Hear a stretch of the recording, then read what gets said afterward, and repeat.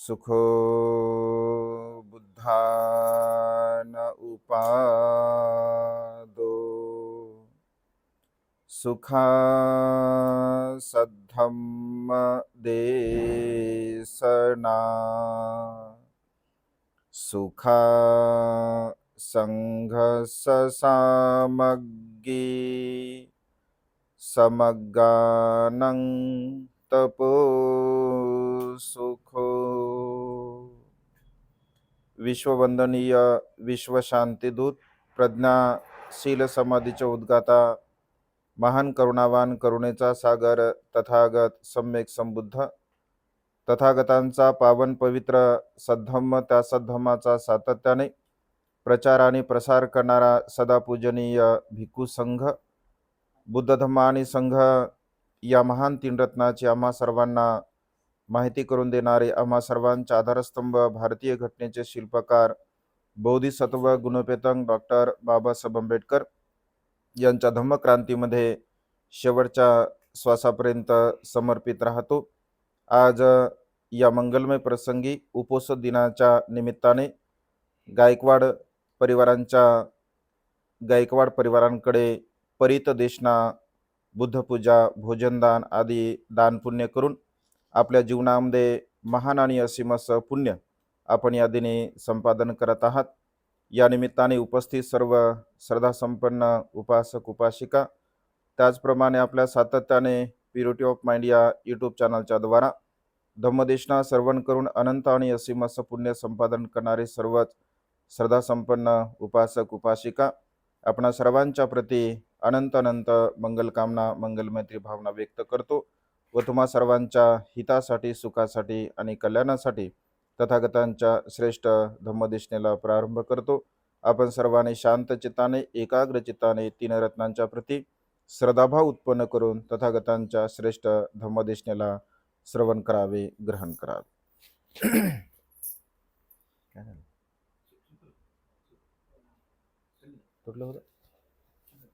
आज या मंगलमय प्रसंगी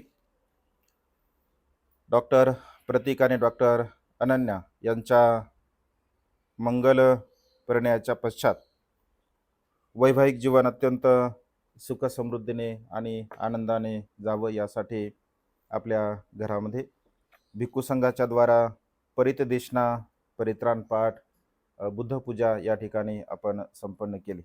भिक्खू संघाच्या वतीने तुम्हा सर्वांच्या हितासाठी सुखासाठी आणि कल्याणासाठी परित देशनेचा पाठ जे बुद्ध वचनाचा पाठ या ठिकाणी केला गेलेला आहे।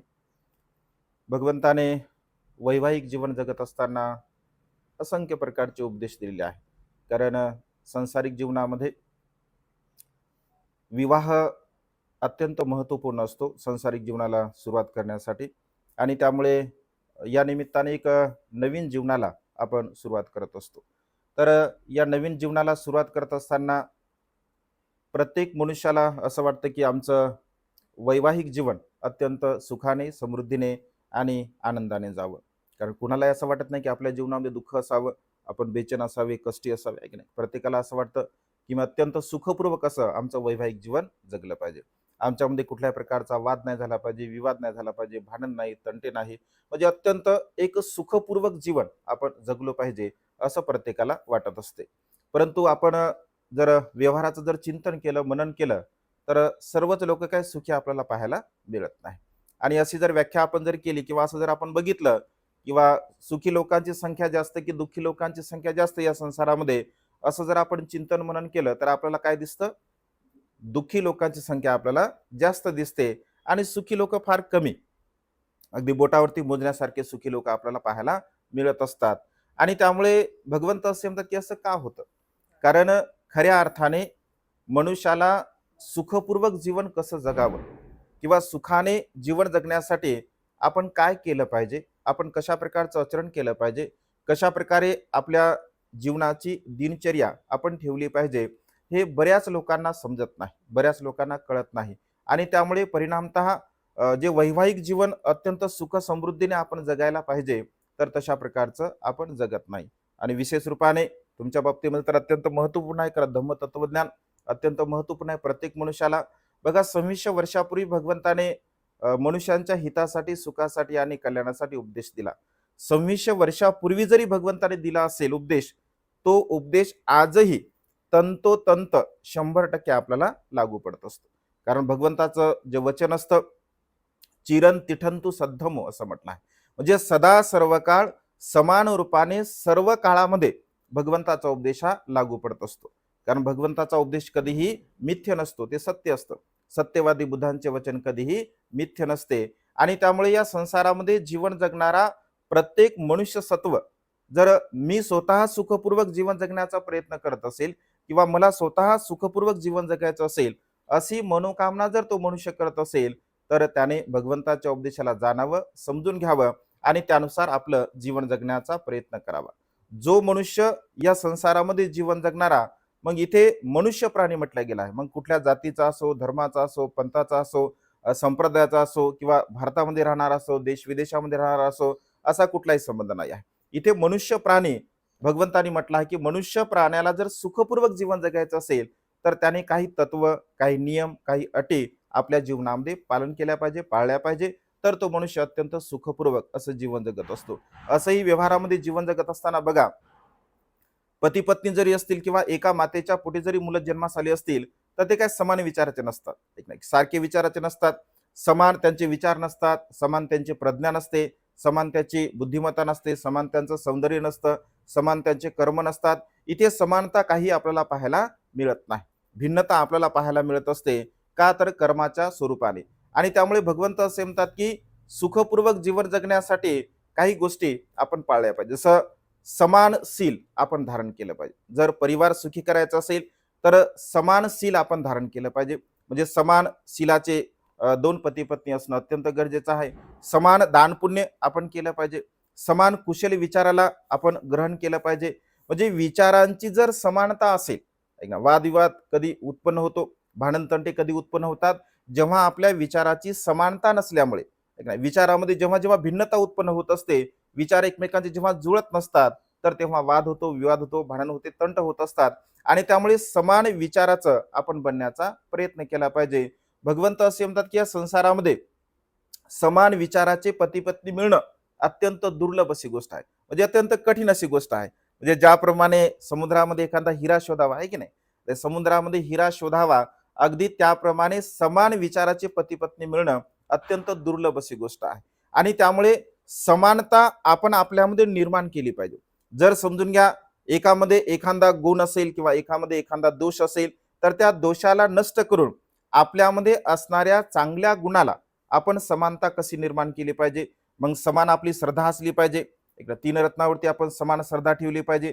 समान दान पुण्याची भावना आपल्या चित्तामध्ये असली पाहिजे. समान शीलाची भावना आपल्या चित्तामध्ये असली पाहिजे. समान मग प्रज्ञेचा अभ्यास जर करायचा असेल तर आनापानसती असेल, विपश्यना भावना असेल, म्हणजे जेवढे जेवढे काही चांगले सद्गुण आहे, हे चांगल्या प्रकारचे सद्गुण समान भावनेने जर आपण करण्याचा प्रयत्न करत असेल, तर बघा अत्यंत आपण सुखपूर्वक जीवन जगू शकतो. भगवंताने संसारामध्ये जीवन जगणाऱ्या 4 प्रकारच्या जोड्या सांगितल्या बघा. आज या निमित्ताने प्रतीक आणि अनन्या, तसे दोघे तुम्ही म्हणजे उच्च विद्या विभूषित आहात, दोघे डॉक्टर आहात, जे अत्यंत चांगल्या प्रकारे आपल्याला जे काही पेशा असेल तुमचा, त्याचं अत्यंत चांगल्या प्रकारचं ज्ञान आहे. परंतु हे ज्ञान वेगळं आणि भौतिक जीवनामध्ये सुखपूर्वक जीवन जगत असताना भगवंताने सांगितलेल्या तत्वज्ञानाला अनुसरून जर आपण जीवन जगलं असेल, तर खऱ्या अर्थाने आपण सुखाला प्राप्त होऊ शकतो. या संसारामध्ये आपल्याला आपण कितीही ज्ञानी असेल, विद्वान असेल, पंडित असेल, परंतु प्रॅक्टिकली जोपर्यंत बुद्ध तत्वज्ञानाला अनुसरून आपण जीवन जगत नाही, तोपर्यंत मात्र आपण चांगल्या प्रकारचं जीवन जगू शकत नाही. आणि त्यामुळे 2600 वर्षापूर्वी बघा, भगवंताने 4 प्रकारचे पती पत्नी सांगितले. या निमित्ताने मी तुम्हाला सांगेल की 4 प्रकारचे पती पत्नी कसे, जर व्यवहारामध्ये जर आपण विचार केला, चिंतन केलं, मनन केलं, तर हे 4ही पती पत्नी आपल्याला जवळ पाहायला मिळतात. म्हणजे आपल्या व्यवहारामध्ये आपल्याला पाहायला मिळतात. जसं पहिल्या प्रकारचा पती पत्नी सांगताना भगवंत असे म्हणतात, एकदा जेतवन विहारामध्ये वास्तव्य करत असताना अनाथपिंडकाला उद्देशून भगवंताने बरेचसे उपदेश दिले. कारण अनाथपिंडक सकाळी विहारामध्ये जात असे, संध्याकाळी विहारामध्ये जात असे, आणि जेव्हा जेव्हा भगवंताकडे तो बसत असे, तेव्हा तेव्हा छोटा छोटा उपदेश भगवंत त्याला देत असत. कारण अनाथपिंडक भगवंताला कधी त्यांनी प्रश्न केला नाही. म्हणजे संपूर्ण जीवनभर अनाथपिंडक विहारामध्ये जात असे, परंतु भगवंताला अनाथपिंडकाने एकही प्रश्न केला नाही. आणि अनाथपिंड कसा विचार करायचा की सिद्धार्थ गौतम म्हणजे भगवंत अत्यंत सुकुमार आहेत, राजकुमार होते. अन्य लोक त्यांना खूप प्रश्न विचारतात, आपण त्यांना कशाला त्रास द्यावा, अशी भावना त्यांच्या चित्तामध्ये असायची. अत्यंत श्रद्धाभाव त्यांच्या चित्तामध्ये भगवंताच्या प्रती असायचा. आणि त्यामुळे वाटलंच तर विजून टाका त्याला किंवा दुसरीकडे ठेवा. हम्म.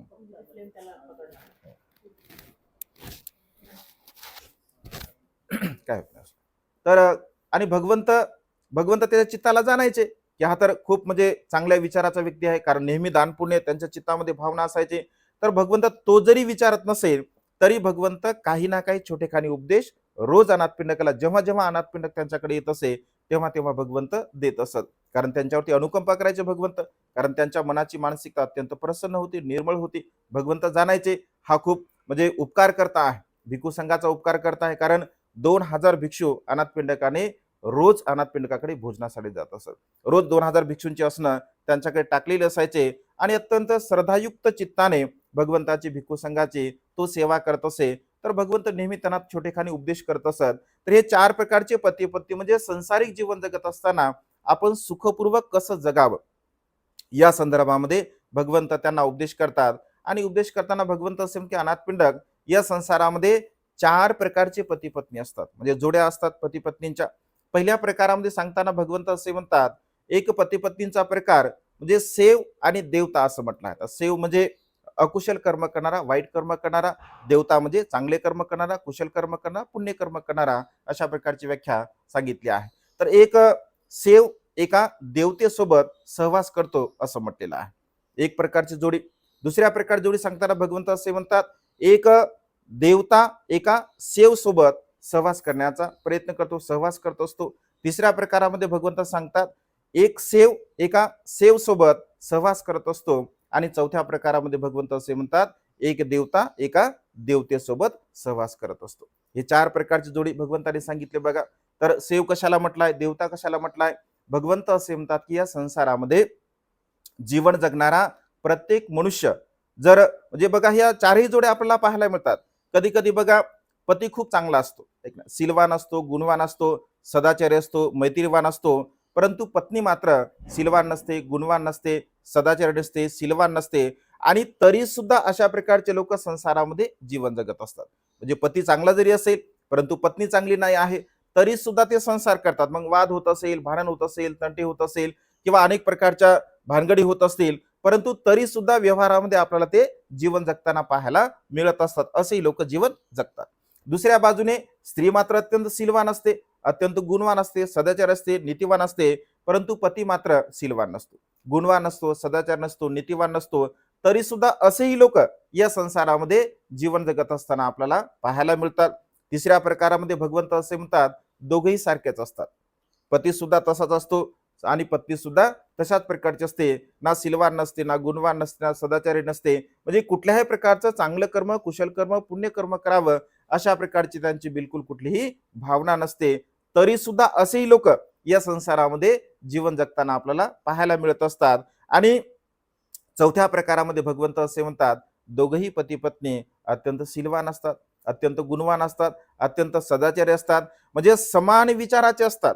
सील पालन करताना समान विचाराचे असतात, दान पुण्य करताना समान विचाराचे असतात, प्रज्ञेचा अभ्यास करताना समान विचाराचे असतात. म्हणजे कोणत्याही प्रकारचं कुशल कर्म जेव्हा ते करतात तर ते अत्यंत समान विचाराचे असतात. भगवंत असे म्हणतात, याला सत्पुरुष असं म्हटलं आहे. या या जोडीला भगवंताने सत्पुरुष असं म्हटलं आहे. आणि अशा प्रकारच्या विचाराची व्यक्ती संसारामध्ये निर्माण होणं अत्यंत गरजेचं आहे. मग तुम्हाला बघायचं आहे कसं बनायचं आहे. म्हणजे पहिल्या प्रकारामध्ये तुम्हाला बनायचं आहे, दुसऱ्या प्रकारामध्ये तुम्हाला बनायचं आहे, तिसऱ्या प्रकारामध्ये बनायचं आहे की चौथ्या प्रकारामध्ये बनायचं आहे? कोणत्या प्रकारामध्ये? हा, चौथ्या प्रकारामध्ये बनायचं आहे. मग चौथ्या प्रकारामध्ये जर बनायचं असेल तर मग आपण काय केलं पाहिजे? तर आपण सील पालन केलं पाहिजे. मग सील पालन केलं म्हणजे काय? तर 5 सील भगवंताने सांगितले. जसं सुरुवातीला तुम्ही सील ग्रहण केलं, मी कुठल्याही प्रकारच्या प्राण्यांची हिंसा करणार नाही, मी चोरीचं कर्म करणार नाही, मी कुठल्याही प्रकारचा व्यभिचार करणार नाही. व्यभिचार म्हणजे परस्त्री गमन करणार नाही किंवा परपुरुष गमन करणार नाही. मी माझ्या वारीने खोटं बोलणार नाही, निंदानस्ती करणार नाही, चहाडी चुगली करणार नाही, व्यर्थ बडबड करणार नाही, मी कुठल्याही प्रकारच्या नशिली पदार्थाचं सेवन करणार नाही. भगवंत असे म्हणतात की या संसारामध्ये जीवन जगणारा प्रत्येक मनुष्य या 5 तत्वाचा अंगीकार जर आपल्या जीवनामध्ये करत असेल तर त्याच्या जीवनामध्ये कितीही मोठं संकट जरी येलं असेल, भौतिक संकट, तरी सुद्धा तो मनुष्य कधीही डगमगू शकत नाही. तो मनुष्य कधीही आपल्या जीवनामध्ये हताश होत नाही, बेचैन होत नाही, दुःखी होत नाही, कष्टी होत नाही. कारण सिलवान मनुष्य, सदाचारी मनुष्य आपल्या आत्मबलाने त्या ठिकाणी तो आपल्या सर्व प्रकार संकटाला म्हणजे समोर जात असतो. बाबासाहेब असं म्हणतात बघा सिलाच्या संदर्भामध्ये, माझं मन मजबूत आहे, मला नैतिक बल प्राप्त झालं आहे. तुमचं मन मजबूत व्हावं, तुम्हाला नैतिक बल प्राप्त व्हावं, म्हणून तथागतांच्या सद्धमाचा संस्कार मी तुम्हाला देत आहे. म्हणजे धम्माचा संस्कार असल्यामुळे आपलं मन मजबूत होत असते, आपलं मन बलवान होत असते. आणि सिलवान मनुष्य, सदाचारी मनुष्य, गुणवान मनुष्य कोणत्याही सभेमध्ये जाऊ द्या, मग ती ब्राह्मणांची परिषद असू द्या, भगवंत असे म्हणतात की क्षत्रियांची असू द्या, वैश्यांची असू द्या, शूद्रांची असू द्या, पंडितांची असू द्या, समणांची, ब्राह्मणांची असू द्या, म्हणजे कोणत्याही प्रकारची परिषद जरी असेल तरी सिलवान मनुष्य, सदाचारी मनुष्य अगदी सन्मानाने, मानाने त्या ठिकाणी जात असतो. आणि त्यामुळे सील आपल्या जीवनामध्ये अत्यंत महत्वपूर्ण आहे. एकमेकांना आपण समजून घेतलं पाहिजे. सदा सर्व काळ मैत्री भाव आपल्या चित्तामध्ये असला पाहिजे. आता तुम्ही तर डॉक्टर आहात आणि डॉक्टर असल्यामुळे तुमच्यामध्ये मैत्री अत्यंत महत्वपूर्ण आहे.